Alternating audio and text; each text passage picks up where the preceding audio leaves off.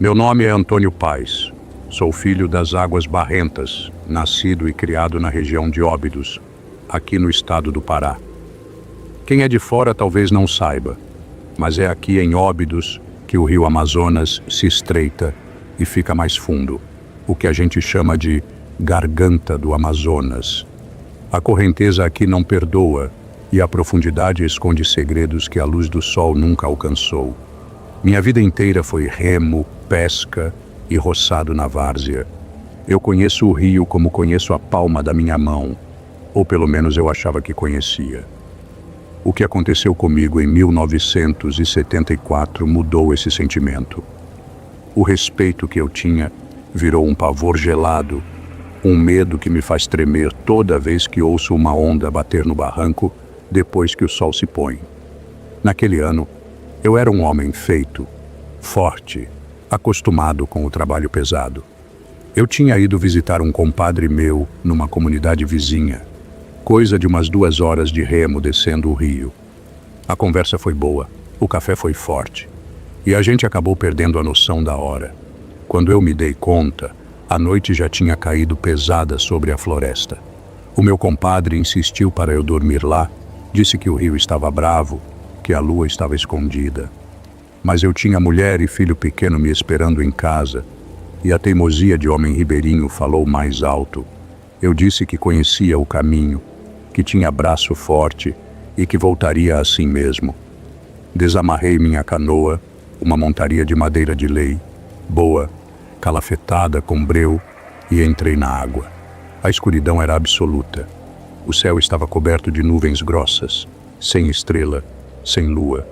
A única luz que eu tinha era uma lamparina velha, daquelas a querosene, que eu pendurava na proa para sinalizar e para ver se não tinha tronco boiando na frente. O rio Amazonas de noite é um mundo diferente. De dia ele é estrada, é vida. De noite ele vira um mistério. A água negra reflete o nada. O silêncio é quebrado só pelos grilos, pelos sapos e de vez em quando pelo salto de um peixe grande. Eu remava contra a correnteza, beirando a margem para fugir da força do meio do rio. O esforço era grande. O suor escorria pelo meu rosto, ardendo nos olhos, mas eu mantinha o ritmo. Remada longa, funda, silenciosa. Eu já tinha percorrido mais da metade do caminho quando a atmosfera mudou. Foi uma coisa sutil no começo. Os sons da mata, que estavam altos, aquela barulheira de inseto que deixa a gente até meio surdo, foram diminuindo. Foi parando tudo. O grilo calou, a coruja parou de piar. Ficou só o barulho da água batendo no casco da canoa e a minha respiração ofegante. Esse silêncio repentino na Amazônia nunca é bom sinal. É sinal de que o rei da cadeia alimentar chegou e os súditos se esconderam. Eu parei o remo por um instante, deixando a canoa deslizar no embalo, e fiquei escutando. Senti uma vibração na água. Não era onda de barco motor, porque não tinha barulho de motor nenhum. Era uma vibração que vinha de baixo para cima, como se o fundo do rio estivesse tremendo. Então veio a primeira pancada. Foi no fundo da canoa, bem no meio, onde eu estava sentado. Um baque surdo, abafado, mas forte o suficiente para fazer a madeira vibrar e meus dentes baterem. A canoa balançou violentamente. Eu me segurei na borda para não cair. Meu primeiro pensamento foi: balseiro. Tronco submerso. O rio traz muita madeira lá de cima. Troncos imensos que vêm rolando pelo fundo e às vezes sobem de repente. Bater num desses é perigoso. Pode furar o casco. Levantei a lamparina, tentando iluminar a água em volta. A luz amarela e fraca mal penetrava a superfície escura e barrenta. Não vi tronco nenhum. A água parecia calma, oleosa. Voltei a remar, agora com mais pressa, querendo sair dali. Mas a canoa parecia pesada. Parecia que a água tinha ficado grossa, segurando o remo. A segunda pancada foi muito mais forte. Dessa vez, não foi só um toque. A canoa foi levantada. A proa empinou para fora da água e caiu de novo com um estrondo, espalhando água para todo lado. A lamparina quase apagou com o balanço. Eu gelei. Aquilo não era tronco. Tronco não bate duas vezes. Tronco não levanta barco. Tinha alguma coisa viva embaixo de mim. Pensei em jacaré-açu. Tem uns que ficam enormes, verdadeiros monstros pré-históricos. Mas jacaré ataca na superfície, dá rabanada. Aquilo estava vindo do fundo, daquele abismo líquido debaixo de mim. Comecei a remar para a margem, desesperado. Eu estava a uns 50 metros da terra firme, onde o barranco era alto e cheio de raízes. Mas a canoa não andava. Era como se ela estivesse ancorada. Olhei para a água ao redor e vi o movimento. A água não estava correndo rio abaixo. Ela estava girando. Um rebojo imenso, um redemoinho silencioso, estava se formando em volta da minha canoa. A correnteza tinha sido alterada pela presença de algo colossal que se movia logo abaixo da superfície. O cheiro chegou logo depois. Um cheiro insuportável de lodo podre, de peixe velho e de algo mais. Um cheiro ferroso, antigo, que lembrava sangue talhado. O ar ficou pesado, difícil de respirar. E então o som começou. Não era um rugido. Era um som de lixa grossa raspando em madeira. Rasts. Rasts. O casco da canoa começou a estalar. As tábuas do fundo estavam sendo comprimidas. Alguma coisa estava se esfregando no fundo do barco, testando a resistência da madeira, ou talvez apenas se coçando na minha canoa como se eu fosse um brinquedo insignificante. Eu larguei o remo, peguei meu terçado, meu facão, que estava na bainha na minha cintura. Era uma defesa ridícula, eu sabia, mas era o instinto de homem que se recusa a morrer sem brigar. A canoa parou de balançar de repente. Ficou tudo imóvel. A água parou de girar. O silêncio voltou, absoluto, terrível. Eu fiquei ali, no meio do rio escuro, segurando o facão, com o coração querendo sair pela boca. Eu sabia que ela estava ali. Eu sentia a presença dela. Era grande. Era maior do que qualquer coisa que devia existir. Devagar, muito devagar, uma forma começou a emergir ao lado da canoa, a menos de 1 metro de onde eu estava. Primeiro, a água se abriu como um lençol de óleo, sem fazer barulho de respingo. Uma superfície escura, lisa e brilhante apareceu. Parecia um tronco de árvore negra, mas tinha escamas. Escamas do tamanho de pratos, duras, sobrepostas, que brilhavam úmidas na luz trêmula da lamparina. A coisa continuou subindo. O corpo era grosso, mais grosso que um tambor de óleo, muito mais grosso que o meu corpo, e não parava de subir. Metro após metro daquele corpo cilíndrico e musculoso aparecia. E então a cabeça surgiu. Eu não tenho palavras na língua dos homens para descrever o terror que eu sentia ao ver aquilo. A cabeça era imensa, achatada, coberta de placas ósseas e limo. A água escorria pelas laterais como cascatas. Os olhos não eram brilhantes como os de gato ou jacaré na lanterna. Eram foscos. Eram 2 buracos negros, profundos, sem vida, mas que viam tudo. Eram olhos de pedra antiga, olhos que viram o mundo nascer. Eles estavam fixos em mim. Não piscavam. Ela não fez menção de atacar rápido como uma cobra normal. Ela se movia com a lentidão de quem é dona do tempo e do espaço. A cabeça dela se ergueu acima da borda da canoa, pairando no ar, gotejando água barrenta dentro do meu barco. A respiração dela atingiu meu rosto. Um bafo quente, fedorento, que me fez ter ânsia de vômito. Eu vi as narinas fendas se abrindo e fechando, sugando o meu cheiro, o cheiro do meu medo. Eu estava diante da cobra grande, a boiúna, a mãe do rio. As lendas que minha avó contava não chegavam nem perto da realidade daquele monstro. Ela irradiava um poder, uma gravidade que fazia meu corpo ficar pesado, paralisado. Eu me senti uma formiga diante de uma bota.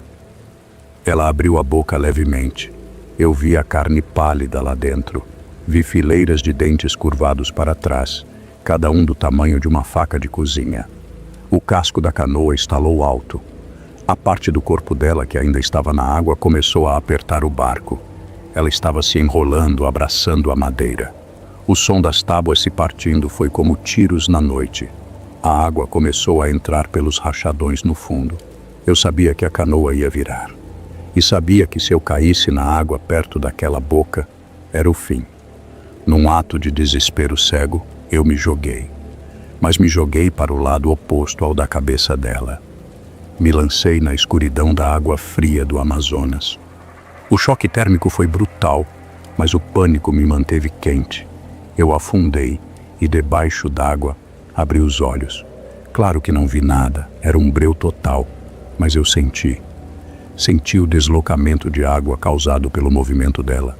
Senti uma onda de pressão me empurrar. Voltei à superfície puxando o ar com desespero e comecei a nadar. Nadar como nunca nadei na vida.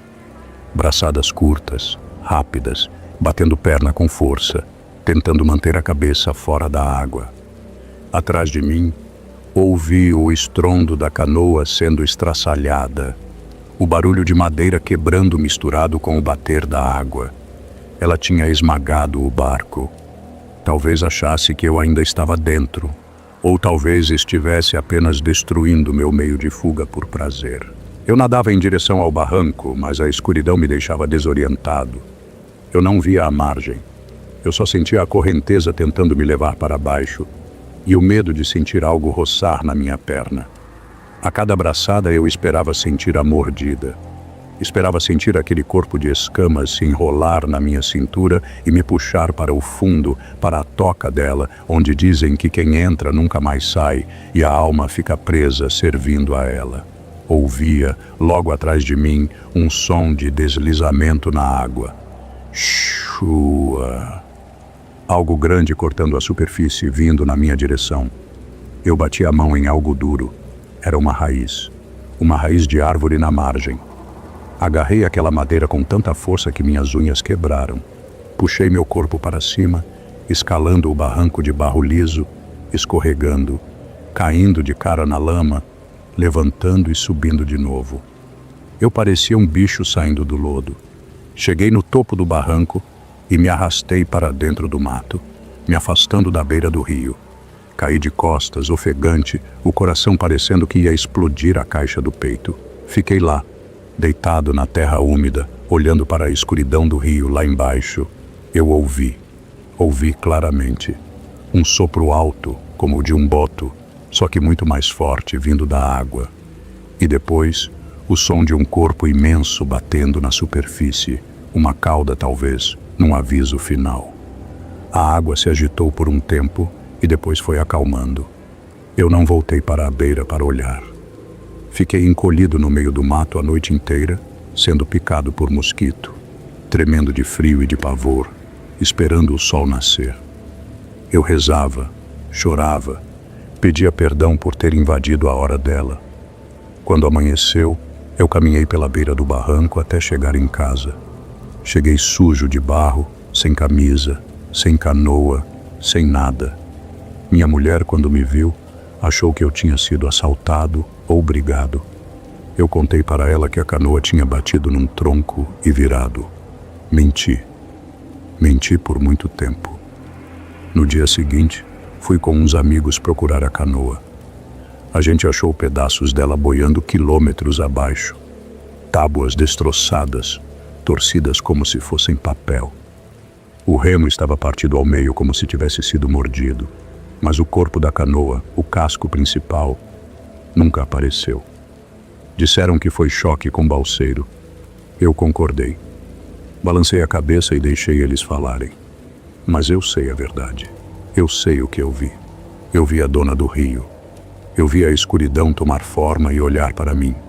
E ela me deixou viver, talvez para eu contar a história.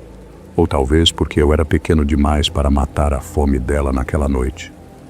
Desde então, eu nunca mais entrei no rio depois das 6 da tarde. Posso estar morrendo de necessidade. Posso ter ouro esperando na outra margem. Eu não vou. O rio de dia é nosso amigo. Mas de noite o rio tem dono. E o dono não tem piedade. A cobra grande existe, moço. E ela está lá, na profundeza da garganta de Óbidos, esperando a próxima canoa solitária passar para subir e lembrar a gente de quem manda naquelas águas. Meu nome é Teresa Almeida. Sou filha de Parintins, a Ilha da Magia, encravada no coração da Amazônia. Quem olha para a nossa terra hoje, com a festa do Boi-Bumbá e toda aquela alegria colorida, esquece que o rio que nos cerca é uma entidade antiga, muito mais velha do que qualquer celebração humana.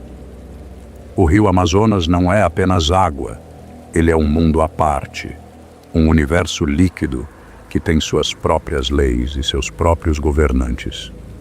Eu nasci na beira desse rio, aprendi a nadar antes de aprender a andar, e sempre tirei dele o sustento da minha família.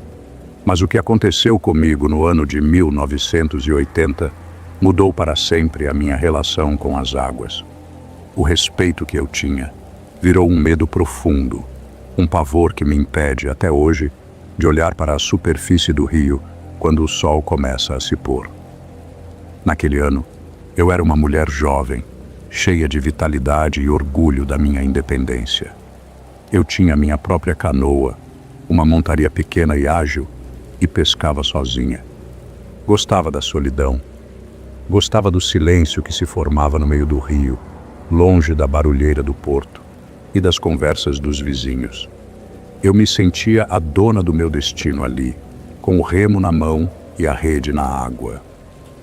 Era uma tarde de terça-feira, no final do mês de outubro, época em que o rio começa a vazante, descendo o nível e revelando bancos de areia e pedras que ficam escondidas o ano todo. O sol estava forte, aquele sol amazônico que queima a pele e faz a vista tremer com o mormaço. Eu decidi ir para um braço de rio mais afastado, uma enseada tranquila onde a correnteza era menos violenta e onde os peixes costumavam se refugiar. Remada após remada, fui me distanciando da comunidade. A paisagem foi mudando. As casas de madeira deram lugar à muralha verde da floresta. As árvores altas, samaúmas e castanheiras, debruçavam-se sobre a água, criando sombras longas e frescas. O silêncio foi tomando conta, aquele silêncio pesado da mata que só é quebrado pelo canto estridente das cigarras, que parece uma serra elétrica natural zumbindo sem parar. Cheguei ao local escolhido quando o sol já começava a baixar, pintando o céu de laranja e roxo. Lancei minha malhadeira, a rede de pesca, num ponto estratégico perto de um remanso. Sentei no banco da canoa e fiquei esperando, sentindo o balanço suave da água. Estava tudo calmo, calmo até demais. Foi então que eu a vi.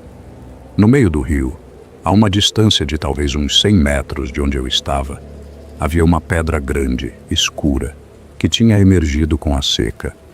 E sentada nessa pedra, havia uma mulher. Minha primeira reação foi de surpresa e confusão. Aquele lugar era longe de tudo.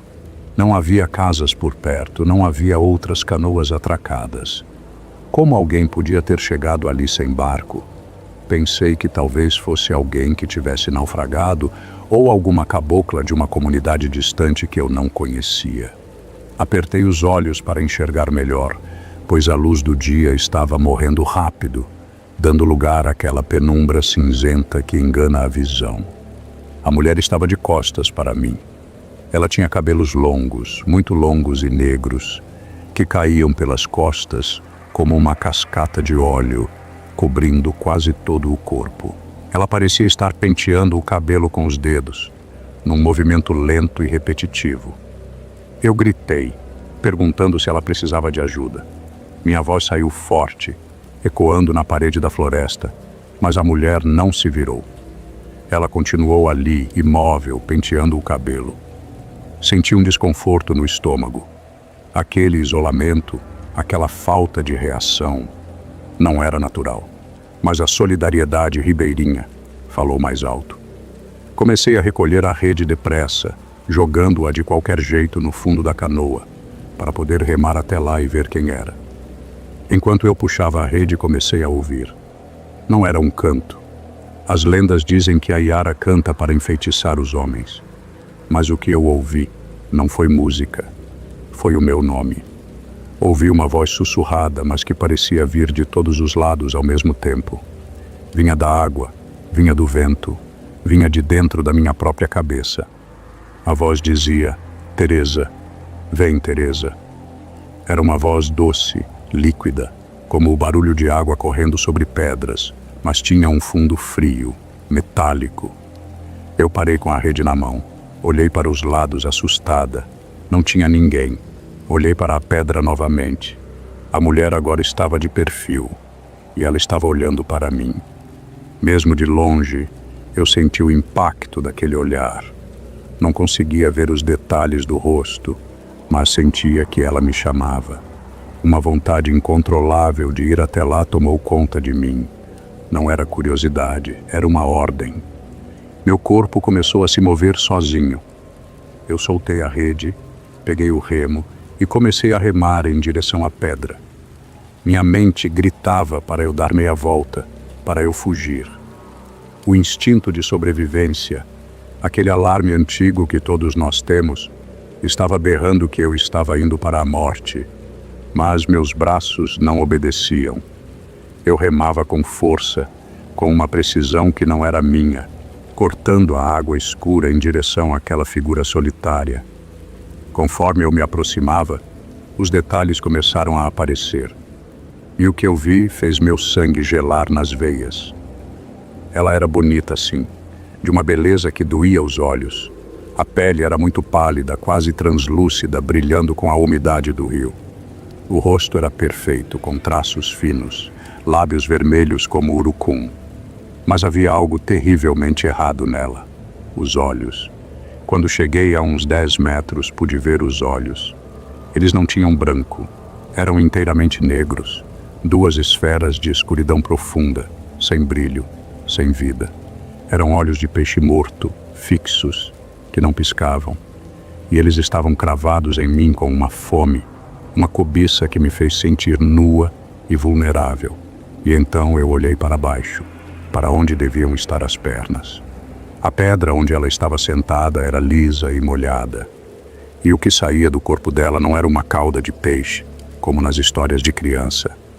Eram pernas. Mas não eram pernas humanas.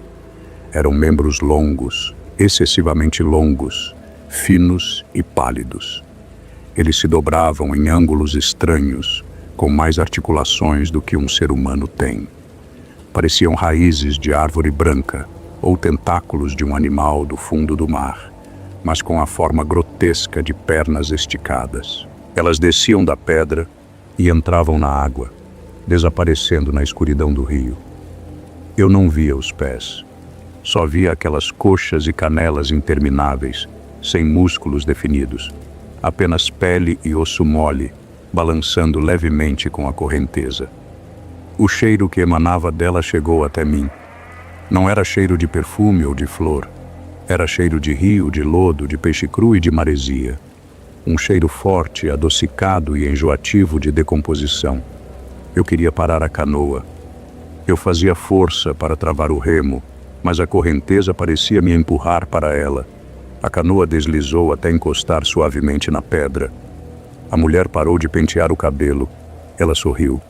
E o sorriso dela foi a coisa mais aterrorizante que eu já vi. A boca se abriu demais, revelando fileiras de dentes pequenos, serrilhados e translúcidos, como espinhas de peixe. Ela estendeu a mão para mim. O braço também era longo demais, elegante, mas com dedos que pareciam não ter fim, terminando em unhas escuras. A voz ecoou na minha cabeça novamente, agora alta, ensurdecedora, embora os lábios dela mal se movessem. Ela dizia que estava frio, que ela precisava de calor, que eu devia ir com ela para o fundo, onde era calmo, onde não havia dor. Eu estava paralisada pelo terror. Meus músculos estavam travados. Eu olhava para aquela criatura, para a mãe d'água, o demônio dos rios, e sabia que meu fim tinha chegado. Ela não queria me amar. Ela queria me afogar. Ela queria sugar a minha vida para manter aquela beleza eterna e maldita. A mão dela tocou o meu braço. O choque foi violento. A pele dela era gelada, um frio absoluto que queimava como fogo. Onde ela tocou, minha pele adormeceu na hora. A força dela era descomunal. Com um puxão leve, ela fez a canoa inclinar perigosamente. Ela estava me puxando para a água. Eu senti a canoa virar um pouco. A água começou a entrar pela borda. Eu vi as pernas longas e brancas dela se moverem na água, subindo em direção à superfície, prontas para me envolver, para me abraçar e me levar para o abismo. Foi o contato com a água gelada entrando na canoa que quebrou o transe. O medo da morte, o pavor de ser levada por aquela coisa, me deu uma explosão de adrenalina. Eu não tinha arma. Meu terçado estava longe, no fundo da canoa, perto da rede, mas eu tinha uma faca pequena de cortar isca presa na cintura. Com a mão livre, eu saquei a faca. Não tentei atacar a criatura. Eu sabia que ferro não feria aquilo. A pele dela parecia borracha dura. Ela me puxava com força. Eu já estava com metade do corpo fora da canoa, o rosto quase tocando o dela. Eu sentia o hálito podre de peixe vindo daquela boca sorridente. Eu olhei para baixo e vi que a minha rede, que eu tinha recolhido às pressas, tinha se enganchado numa daquelas pernas longas e monstruosas dela e também estava presa no banco da canoa. Era isso que estava facilitando para ela puxar o barco. Num movimento desesperado, eu cortei a corda da rede. E depois, percebendo que ela não ia soltar meu braço, eu fiz a única coisa que podia. Eu me joguei na água, mas eu me joguei para o lado oposto da pedra. Usei o peso do meu próprio corpo para virar a canoa de vez. A canoa virou sobre mim, servindo de escudo momentâneo. Caí na água escura e fria. O silêncio subaquático me envolveu. Eu senti a mão dela escorregar do meu braço molhado. Eu não nadei para a superfície. Eu mergulhei. Nadei para o fundo, raspando a barriga na areia e no lodo, tentando me afastar daquela pedra maldita. Eu sabia que ela era rápida na água, mas eu rezava para que a correnteza me levasse para longe. Eu ouvia, debaixo d'água, um som agudo, um guincho de raiva que fazia meus dentes doerem. Era ela gritando por ter perdido a presa. Nadei até meus pulmões queimarem, implorando por ar. Nadei às cegas, batendo em troncos submersos, cortando minhas mãos e pernas, mas não parei. O pavor era o meu motor. Eu preferia morrer afogada do que ser pega por aquelas pernas brancas. Quando finalmente emergi, estava longe, levada pela correnteza forte do meio do rio. A noite já tinha caído completamente. Eu mal conseguia ver a margem. Olhei para trás, na direção de onde eu tinha vindo. Lá longe, na pedra que agora era apenas um vulto negro contra o céu estrelado, eu vi a silhueta dela. Ela estava em pé sobre a pedra, e a altura dela era impossível. As pernas longas a sustentavam a metros acima da água, como uma aranha gigante e pálida. Ela estava parada, olhando para onde eu estava, imóvel como um farol de maldição. Eu me deixei levar pelo rio. Não tinha forças para nadar contra a correnteza. Fui boiando, engolindo água, chorando de frio e de medo, até que a corrente me jogou num banco de areia quilômetros abaixo. Fiquei lá, deitada na areia, tremendo até o amanhecer.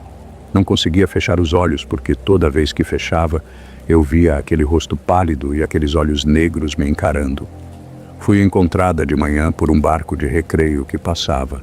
Eu estava em estado de choque, falando coisas sem sentido sobre a mulher da pedra e as pernas compridas. Perdi minha canoa, perdi minha rede, perdi meu material de pesca. Mas isso não foi nada. O que eu perdi de verdade foi a paz. Nunca mais pesquei sozinha. Nunca mais cheguei perto daquela curva do rio. As pessoas dizem que a Yara é uma lenda, uma história bonita para turista ver. Mas eu sei a verdade. Ela não é bonita. Ela é um monstro. Ela é a fome do rio disfarçada de mulher. Eu ainda moro aqui, porque a gente não abandona a terra onde nasceu. Mas minha casa agora fica bem longe da margem. E de noite, quando o vento sopra do rio trazendo o cheiro de maresia e lodo, eu tranco as janelas e rezo, porque eu sei que ela ainda está lá, sentada na pedra, penteando aquele cabelo infinito, esperando a próxima mulher ou o próximo homem que cometa o erro de olhar nos olhos dela. Aquele chamado Teresa. Ele nunca saiu da minha cabeça. E tenho medo de que um dia eu não tenha forças para resistir e acabe voltando para a beira da água, para ser abraçada por aquelas pernas frias e levada para sempre. Meu nome é Sebastiana Rocha. Nasci e fui criada na beira do rio, bem perto de Itacoatiara, no estado do Amazonas. A gente que é caboclo, que nasce com o pé no barro e o cheiro de peixe na roupa, costuma dizer que o rio é pai e mãe, porque ele dá o sustento, dá a água de beber e dá o caminho para viajar. Mas a gente esquece, ou prefere não lembrar, que o rio também é um cemitério antigo e que ele cobra um preço alto de quem se atreve a desafiar os seus mistérios. Hoje eu moro na cidade, longe da margem, onde não preciso ouvir o barulho da água batendo no barranco de noite. Mas o que aconteceu comigo no ano de 1982 ainda vive na minha cabeça como se fosse ontem. Eu tinha 20 e poucos anos, era moça forte, acostumada a remar, a lavar roupa na beira, a enfrentar temporal. Eu achava que conhecia o Amazonas. Eu estava errada. O rio tem segredos que a gente não deve mexer e tem coisas que moram na água, que usam a nossa bondade e a nossa piedade como isca para nos levar para o fundo escuro. Naquele ano, a cheia foi grande, uma das maiores que os mais velhos lembravam. A água tinha subido muito além do normal, invadindo a mata, cobrindo os pastos de várzea e transformando a floresta num grande espelho d'água.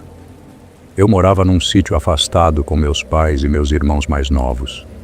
A vida era simples, dura, mas tranquila, marcada pelo ritmo das águas. Numa tarde de quinta-feira, eu peguei a canoa, uma montaria pequena de madeira de Itaúba, e fui verificar umas linhas de espera que meu pai tinha deixado num lago formado pela cheia, um pouco distante da nossa casa. O dia estava bonito, mas aquele mormaço pesado e úmido anunciava que a noite seria abafada. O sol já estava baixando no horizonte, pintando o céu daquele laranja avermelhado violento que reflete na água barrenta e deixa tudo com cor de sangue e cobre. Eu remava devagar, aproveitando a correnteza a meu favor na ida, pensando na vida, cantarolando baixo alguma música que tocava no rádio de pilha para espantar a solidão. Quando cheguei no local das linhas, recolhi alguns peixes, arrumei tudo no fundo da canoa e me preparei para voltar. O sol já tinha se escondido atrás da copa das árvores gigantes da margem, e o lusco-fusco, aquela hora traiçoeira entre o dia e a noite, tomou conta do mundo. É nessa hora que a visão da gente engana. É nessa hora que as sombras crescem, as cores somem e as formas mudam, criando monstros onde devia haver apenas tocos e folhagem. Comecei a remar de volta para o canal principal do rio para pegar o remanso que me levaria para casa. A correnteza ali perto de Itacoatiara é forte. O rio Amazonas é um monstro de água barrenta, largo, que parece um mar sem fim. Quem não sabe navegar, roda, vira e vai embora para nunca mais voltar. Eu sabia o caminho, sabia onde a água puxava e onde ela remansava, então estava tranquila. Foi quando eu vi o ponto branco. Estava no meio do rio, bem longe da margem, numa área onde a profundidade é de dar vertigem só de pensar. De longe, parecia um tronco de embaúba descascado, ou talvez uma espuma de balseiro que se juntou e ficou presa em algum galho submerso. Mas tinha algo na forma daquilo que me chamou a atenção e fez meu braço parar o remo no ar. Não era comprido e irregular como madeira. Era pequeno, arredondado e tinha volume. Continuei remando, mas meus olhos não saíam daquele objeto pálido. A correnteza estava descendo forte, levando tudo: galhos, mato, lixo, ilhas de capim que se soltavam das margens. Tudo descia o rio numa velocidade constante em direção ao mar. Mas aquela coisa branca, ela estava parada. Isso foi a primeira coisa que fez meu estômago dar um nó e minha pele arrepiar apesar do calor. Num rio como o Amazonas, nada fica parado no meio da água, a não ser que esteja ancorado no fundo. Mas ali devia ter dezenas de metros de profundidade. Não tinha como algo estar preso por raízes ou pedras. A física da água dizia que aquilo devia estar se movendo, mas estava fixo, cortando a correnteza que passava ao redor. A curiosidade, misturada com uma pontada aguda de preocupação, me fez desviar a rota. Apontei a proa da canoa para o meio do rio e remei com força, cortando a água escura. Conforme eu chegava mais perto, a forma foi ficando nítida, e o meu coração começou a bater descompassado, uma batida dolorida e seca no peito. Não era tronco, não era espuma, era gente. Parecia uma criança, uma menina, talvez de uns 5 ou 6 anos, boiando de bruços na água. Ela usava um vestidinho branco, de tecido leve, que flutuava em volta do corpo como uma auréola fantasmagórica. Os cabelos eram escuros, compridos, espalhados na água barrenta como plantas aquáticas. O pavor me tomou de imediato, mas naquele momento não foi pavor de assombração, foi pavor de tragédia humana. Pensei logo que fosse alguma criança da comunidade vizinha que tinha caído na água, ou algum barco que tinha virado lá em cima e ninguém sabia. O instinto de mulher, de quem ajuda a criar os irmãos, e sabe o valor de uma vida, falou mais alto que qualquer prudência ou medo do desconhecido. Eu precisava ajudar. Eu precisava ver se ainda tinha vida naquele corpinho, ou pelo menos resgatar o corpo para a mãe poder chorar e enterrar. Remei com desespero. Meus braços ardiam pelo esforço, mas eu forçava o remo na água, fazendo a canoa quase voar sobre as marolas. Eu gritava, chamando, batendo no casco da canoa, perguntando se a criança me ouvia. Minha voz sumia na imensidão do rio, abafada pelo vento morno que soprava contra mim. Nenhuma resposta. O corpinho continuava lá, imóvel, balançando suavemente, mas sem sair nem 1 centímetro do lugar onde estava. Essa imobilidade era o que mais me assustava, embora na hora eu não quisesse admitir para mim mesma. A água corria rápida ao redor dela, formando até pequenas ondas de resistência na parte de cima, como se o corpo fosse uma pedra fixa, um pilar de concreto plantado no meio do rio. A correnteza desviava da criança, mas não a levava. Era como se ela estivesse pregada no espaço. Cheguei perto. A canoa deslizou até ficar ao lado do corpo, diminuindo a velocidade. O cheiro do rio ali era diferente. Não tinha cheiro de barro, de mato ou de peixe. Tinha um cheiro adocicado, enjoativo e pesado. Parecia cheiro de lírio de defunto, aquelas flores de velório, misturado com limo podre e água estagnada de pântano. Era um cheiro que grudava no nariz e dava ânsia. Soltei o remo dentro da canoa com cuidado e me inclinei na borda. A água estava escura, quase preta por causa do horário avançado. O corpo estava ali, a um braço de distância. A pele da menina era muito branca, pálida como cera de vela ou sabão velho, sem nenhuma marca, sem nenhum roxo, sem inchaço. Parecia uma boneca de porcelana antiga jogada no lixo. Minha mão tremeu quando eu estendi para tocar nela. Eu tinha medo do que ia encontrar. Medo de virar o corpo e ver o rosto comido por peixe ou deformado pelo tempo na água. Mas eu precisava fazer aquilo. Toquei no ombro dela, no tecido molhado do vestido. O frio foi a primeira coisa que me chocou violentamente. A água do Amazonas é morna, ainda mais no fim da tarde depois de um dia de sol. Mas a pele daquela criança estava gelada. Um gelo absoluto profundo que queimava a ponta dos meus dedos, como se eu tivesse tocado num pedaço de carne que saiu do fundo de um freezer. E era dura. Não tinha a maciez de pele humana ou a flacidez de um corpo morto. Parecia couro esticado sobre pedra ou madeira petrificada. Eu tentei puxar. Minha intenção era virar o corpo para cima para tirar o rosto da água, na esperança tola de que ela ainda pudesse respirar.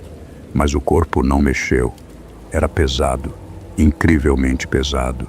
Eu fiz força, usei os 2 braços, me apoiei na borda da canoa até ela inclinar perigosamente e entrar um pouco de água. Era como tentar mover uma montanha ou arrancar uma árvore pela raiz. A criança não flutuava. Ela estava lá, sólida, imovível. A sensação que eu tive foi a de que aquele corpo pequeno era apenas a ponta de algo muito maior, algo gigantesco que estava afundado lá embaixo e que se estendia até o fundo do rio. Meu Deus, o que é isso? Eu pensei, sentindo o suor frio escorrer pelas minhas costas. Decidi tentar uma última vez, com mais jeito, pegando por baixo do braço dela para girar.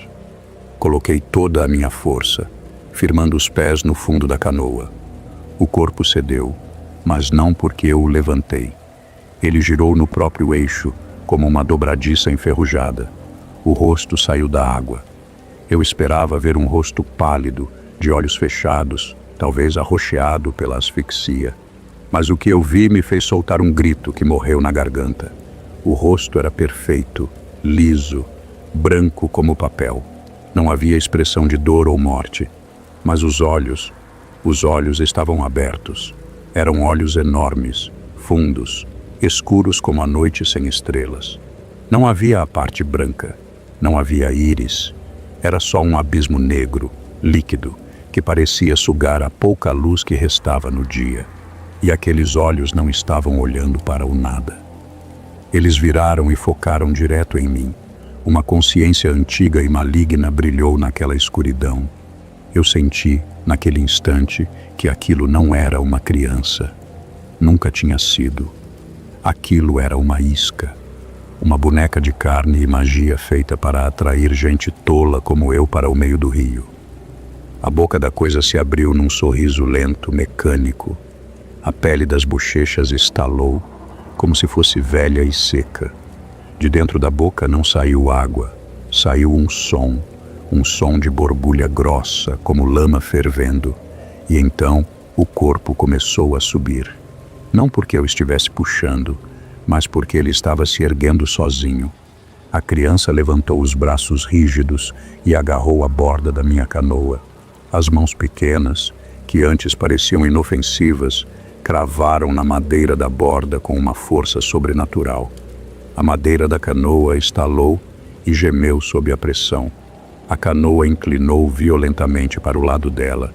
A água começou a entrar com força, inundando o fundo onde estavam meus pés. Eu vi o corpo da coisa emergir mais e vi que, da cintura para baixo, não havia pernas de menina. O vestido branco escondia uma massa escura, viscosa, que se perdia na profundeza da água.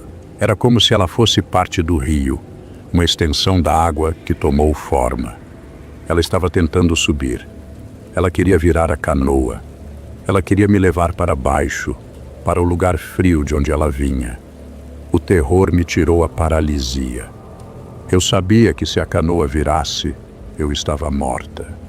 Eu seria arrastada para o fundo e ninguém nunca acharia meu corpo. Eu larguei o braço dela como se tivesse pegado em brasa. Agarrei o meu remo, que era de madeira de lei, pesado, com a pá larga. A coisa estava com o peito apoiado na borda, fazendo peso para emborcar o barco.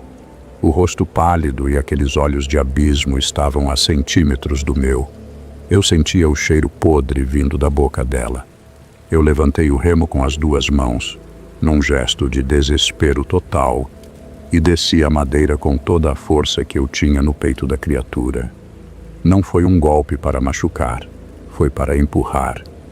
Eu usei o remo como uma alavanca, enfiando a pá contra o ombro duro daquele ser e empurrando meu próprio corpo para trás. O impacto foi seco, duro. Parecia que eu tinha batido em pneu de trator, mas a força do meu desespero funcionou. A alavanca fez a canoa dar um tranco para trás, se soltando do agarre das mãos da criatura. A canoa se afastou uns 2 metros, balançando perigosamente, quase cheia de água.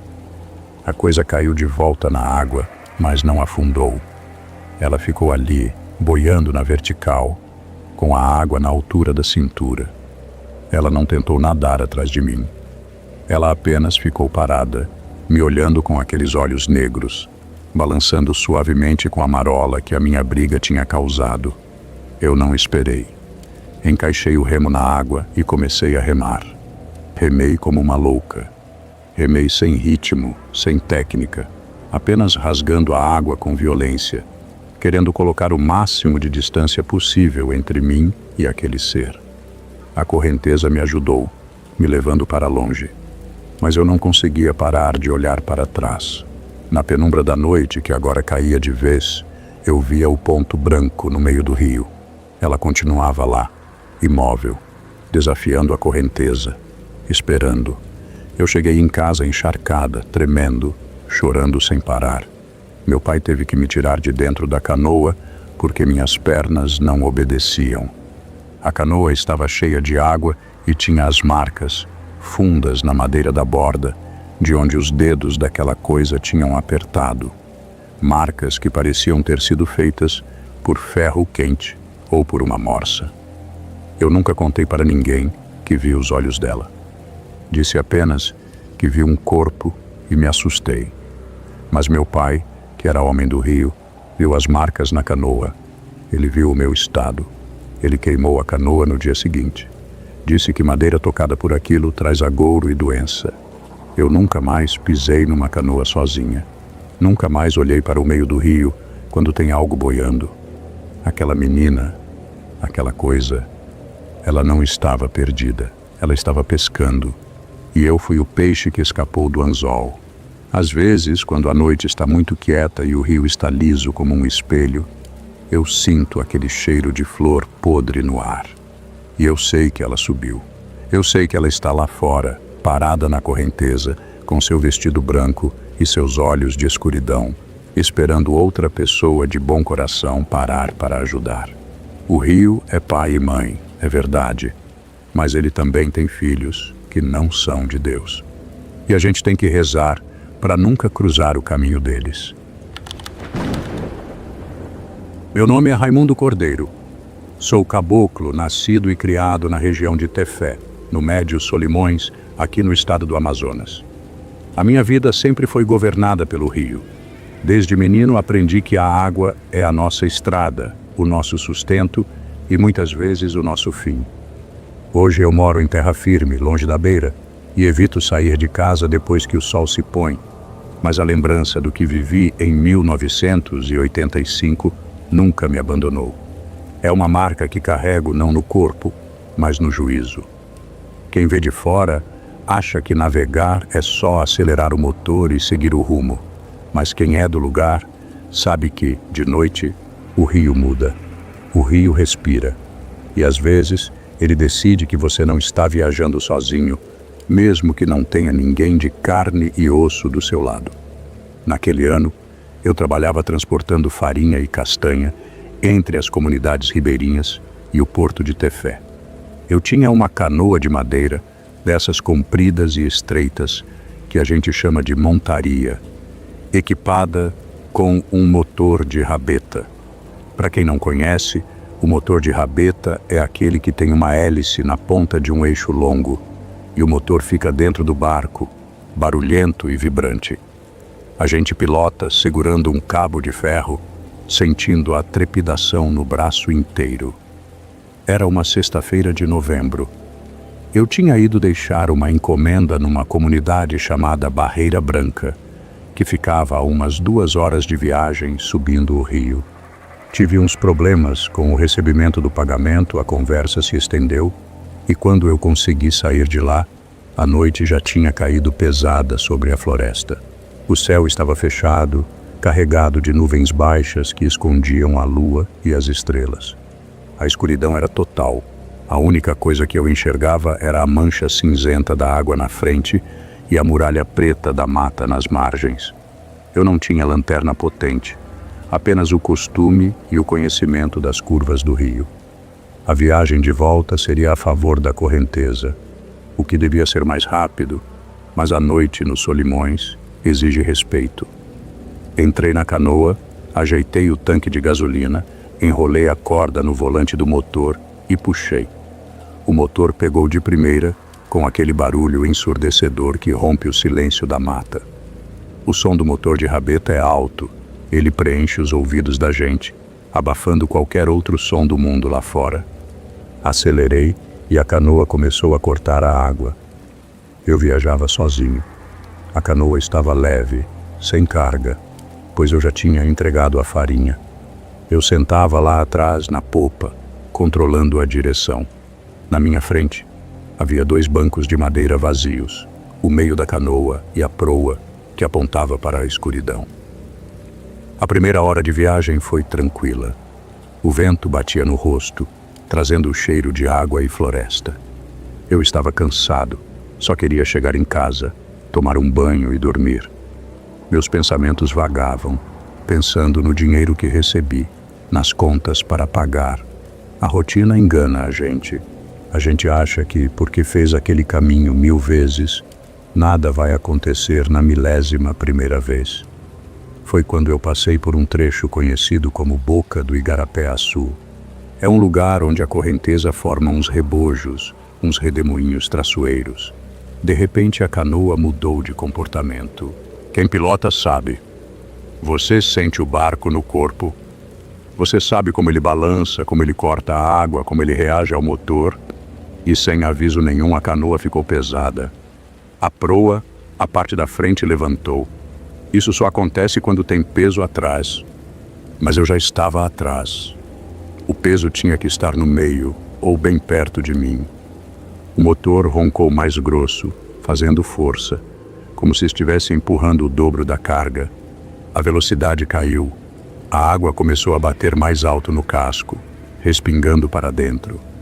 Meu primeiro pensamento foi mecânico. Pensei que tivesse pegado algum cipó ou lixo na hélice, lá embaixo d'água, que estivesse segurando o barco. Diminuí a aceleração para verificar. Levantei a rabeta, tirei a hélice da água. Com a pouca luz que vinha do reflexo das nuvens, olhei as pás de ferro. Estavam limpas. Nada de cipó, nada de plástico. Baixei a hélice de novo na água. Acelerei. A canoa continuou pesada e piorou. Ela adernou, inclinou levemente para o lado direito, como se alguém tivesse sentado na borda ou se acomodado mal no banco do meio. Eu gritei, xingando o vento, xingando o rio, tentando espantar o medo com raiva. Perguntei alto o que estava acontecendo, mas minha voz sumiu no barulho do motor. Olhei para o banco do meio. Estava vazio. Eu via a madeira nua, mas a canoa se comportava como se tivesse um homem grande, pesado, sentado ali. Tentei me convencer de que era a correnteza, que eu tinha entrado numa faixa de água densa ou num rebojo invisível. Mas a sensação física dizia o contrário. A canoa estava assentada na água. A linha d'água tinha subido na borda. Eu estava carregando peso. Peso invisível. Um frio começou a subir pela minha espinha. Não era o frio do vento da noite. Era um frio que vinha de dentro. Um aviso do meu próprio corpo de que eu estava em perigo. Eu senti os pelos do braço arrepiarem. Aquela sensação nítida de estar sendo observado. Mas não observado de longe, da mata. Observado de muito perto, de dentro do barco. Eu continuei pilotando, com a mão esquerda firme no cabo do motor, os nós dos dedos brancos de tanta força que eu fazia. Meus olhos varriam a escuridão à frente, mas voltavam sempre para aquele banco vazio no meio da canoa. Então eu vi. Não vi uma pessoa. Não vi um fantasma de lençol branco. Eu vi a física do mundo agindo sobre o nada. A tábua do banco do meio envergou. Eu vi a madeira ceder no centro, fazendo aquela curva suave que faz quando alguém senta. Ouvi o estalo da madeira, crack, um som seco que conseguiu furar o barulho do motor e chegar no meu ouvido. Alguém estava sentado ali. Alguém que tinha peso, que tinha massa, mas que meus olhos não conseguiam registrar. O pavor me atingiu como um soco no estômago. Minha respiração travou. Eu queria largar o motor, queria pular na água, mas o medo de me mexer era maior. Eu fiquei paralisado, continuando a pilotar aquela canoa assombrada rio abaixo. A coisa não ficou quieta. A canoa balançou. O passageiro se mexeu. O peso mudou de lugar, saiu do meio e veio vindo para trás. Veio vindo na minha direção. Eu senti a canoa afundar mais na popa onde eu estava. A água começou a lamber a borda, entrando um pouco no barco, molhando meus pés. O motor estava quase engasgando, fazendo bolhas porque estava ficando fundo demais na água. Eu sentia a presença se aproximando. Era como se o ar ficasse mais espesso, mais difícil de respirar.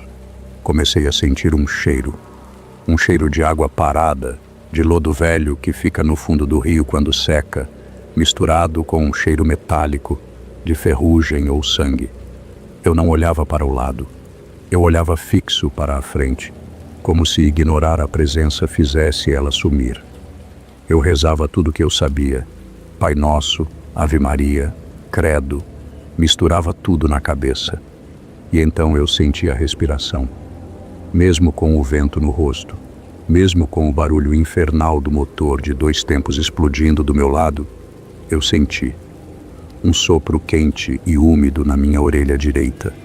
Não era vento, o vento era constante, aquilo era ritmado, entrava e saía. Uma respiração pesada, rouca, gorgolejante, como se o pulmão daquela coisa estivesse cheio de água. Ha! Hum! Ha! O som vibrava dentro do meu crânio. Eu sentia o calor úmido tocar minha pele, arrepiando até o couro cabeludo. A coisa estava sentada do meu lado no pequeno espaço que sobrava no banco do piloto.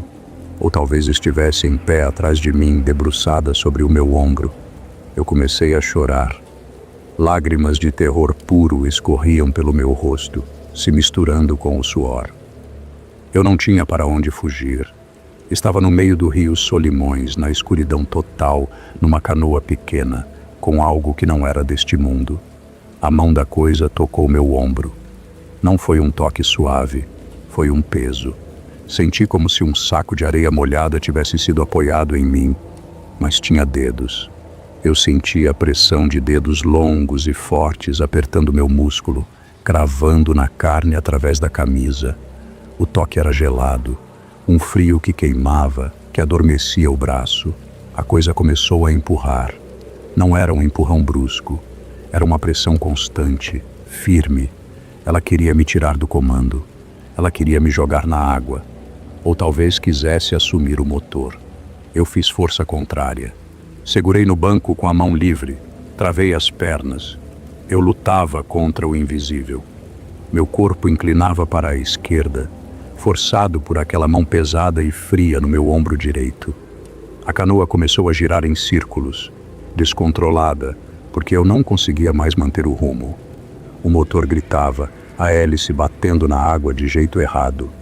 A canoa rodopiava na escuridão, criando ondas que batiam nela mesma. A voz sussurrou. Dessa vez, não foi respiração, foi palavra. Mas não era português, não era língua de gente. Era um grunhido, um som de mandíbula batendo, de dentes rangendo, que formava sílabas que eu não entendia, mas que transmitiam uma raiva antiga, um ódio profundo. A pressão aumentou. Eu senti que ia perder. Eu estava cansado, e a força daquilo parecia infinita. A canoa já estava com um palmo de água dentro. Íamos afundar os dois, ou eu ia ser jogado para fora. Olhei para a água negra ao redor. O rio, que sempre me deu medo à noite, de repente pareceu a única saída. Entre ficar naquele barco com aquela coisa, ou enfrentar a escuridão da água, a escolha ficou clara. Eu não podia deixar a canoa para ele. Se aquela coisa queria o barco, ela que ficasse com ele. Mas eu não ia esperar para ver o que ela faria comigo depois que eu caísse. Num último ato de vontade, eu soltei o cabo do motor. O motor, sem controle, virou tudo para o lado. A canoa deu um tranco violento, quase virando de vez. Aproveitei o tranco e me joguei. Saltei para a esquerda, o mais longe que pude. Senti a mão fria escorregar do meu ombro, tentando me segurar, rasgando a manga da minha camisa. Caí na água morna e pesada dos Solimões. O silêncio subaquático me engoliu por um segundo, abafando o ronco do motor. Voltei à superfície, cuspindo água, e nadei. Nadei desesperado em direção à margem, que eu nem via direito. Apenas adivinhava pela sombra mais escura das árvores. Atrás de mim, ouvi o motor da rabeta continuar ligado. A canoa não virou. Ela continuou rodando por um tempo e depois, de alguma forma, o som do motor mudou. Ele ficou linear. A canoa acelerou. Parei de nadar por um segundo, boiando, e olhei para trás. Vi a silhueta da minha canoa se afastando rio abaixo. Ela ia reta, veloz, cortando a água com decisão. E lá na popa, onde eu devia estar, não tinha ninguém visível. Mas a canoa estava assentada na água, pesada, como se estivesse com carga máxima. E o cabo do motor, eu podia jurar, estava firme, sem tremer, guiado por uma mão que não existia. O passageiro tinha assumido o comando. Ele tinha levado meu barco. Nadei até a margem. Levei quase 1 hora lutando contra a correnteza e o cansaço. Quando senti a lama do barranco sob os meus pés, eu desabei. Me arrastei para cima, para o meio do mato, com medo de jacaré, com medo de onça, mas com muito mais medo do que estava no rio. Passei a noite ali, molhado, sendo devorado por carapanãs, tremendo de frio e choque. Eu ouvia o barulho de motores distantes e meu coração disparava, achando que era a minha canoa voltando para me buscar. Fui resgatado na manhã seguinte por um pescador que passava. Ele me levou para Tefé. Eu contei que a canoa tinha batido num tronco virado e afundado. Não tive coragem de contar a verdade. Quem acreditaria que eu fui expulso do meu próprio barco por um fantasma? A canoa nunca foi encontrada, nem o motor. Normalmente, quando o barco afunda ou fica à deriva, alguém acha ou aparece encalhado em alguma praia. A minha sumiu. Desapareceu como se tivesse sido engolida pelo rio ou levada para algum lugar onde gente viva não vai. Perdi minha ferramenta de trabalho. Fiquei endividado, mas fiquei vivo. Desde então, nunca mais pilotei à noite e nunca mais pilotei sozinho. Se eu tiver que entrar num barco, eu sento no meio cercado de gente. E se eu vejo uma canoa passando sozinha no rio, com o motor ligado e sem piloto visível, eu não aponto, eu não chamo. Eu baixo a cabeça, faço o sinal da cruz e peço para Deus que ela siga seu caminho e não encoste no barranco perto de mim. O rio é cheio de viajantes, moço, e nem todos eles estão vivos.